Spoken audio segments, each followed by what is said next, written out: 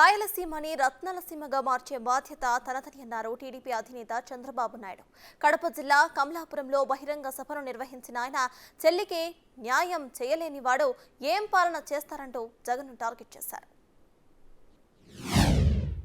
ఈ రాష్ట్రంలో అందరూ నష్టపోయారు. అన్ని కులాలు నష్టపోయినాయి, అవునా కాదా? అన్ని మతాలు నష్టపోయినాయి, అవునా కాదా? అన్ని ప్రాంతాలు నష్టపోయినాయి, అవునా కాదా? దానికి కారణం మన ప్రాంతంలో గెలిచిన వ్యక్తి, కడపలో గెలిచిన వ్యక్తి. నేను ఇక్కడ ఉండే వాళ్ళని అడుగుతున్నా, కొంతమంది మనలో కూడా రెడ్లు ఉన్నారు. నేను అడుగుతున్నా, ఈ రెడ్లు ఎవరికైనా న్యాయం జరిగిందా మీకు? కానీ నలుగురికి జరిగింది.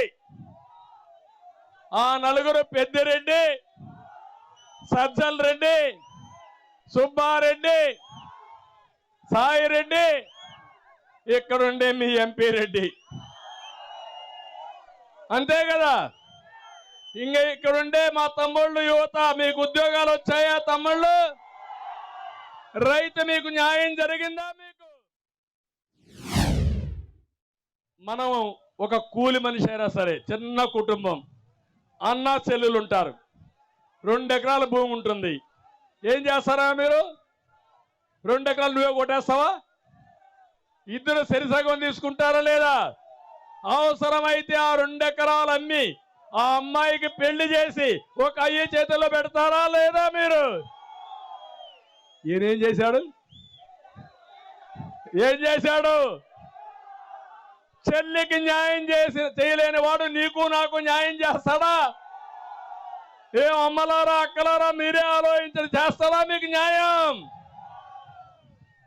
ఎక్కడికి పోతున్నా నాకు అర్థం కాలేదు. జగనన్న బాణం ఇప్పుడు రివర్స్ గేర్ లో వస్తా ఉంది.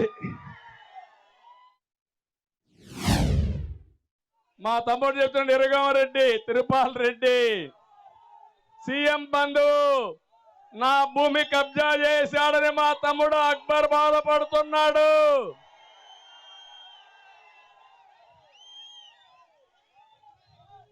తమ్ముళ్ళు, ఈరోజు లైసెన్స్ ఇచ్చేశాడు ఆయన. మీ భూమి ఎవడు కబ్జా చేసినా మీకు న్యాయం చేయడు, కబ్జా చేసిన వాడికే న్యాయం చేస్తాడు. అందుకే ఇప్పుడు సర్వే చేశాడు, జలగన్న సర్వే. ఆ జలగన్న సర్వేలో మీ భూమి వేరే వాళ్ళ పేరుతో వెళ్ళిపోతుంది ఇప్పటి నుంచి. దీనికి కొత్తగా ఇంకొక చట్టం తెచ్చాడు, భూభక్షణ చట్టం. ఆ చట్టం అమల్లోకి వస్తే ఇంక మీరు గోయిందా ఇంకా అప్పీలే లేదు. ఇప్పుడే లాయర్లు చెప్పారు, ఈ సర్వే లోపభూయిష్టం, దీనివల్ల లాభం లేదు. మీ భూమి నాదిగానో, నా భూమి వేరే వాళ్ళదిగానో, లేకుంటే వాళ్ళకి అవసరమైతే 22A పెట్టి ప్రభుత్వ భూములు కొట్టేసే ప్రయత్నం చేస్తున్నారు. ఈ భూరక్షణ చట్టం సమాజానికి చేటు తీస్తుంది. నేను అందుకే హామీ ఇస్తున్నా, ప్రభుత్వం వస్తానే భూరక్షణ చట్టాన్ని ఆపి మీ ఆస్తులు కాపాడే బాధ్యత తెలుగుదేశం పార్టీదని చెప్పి నేను మీకు తెలియజేస్తున్నా.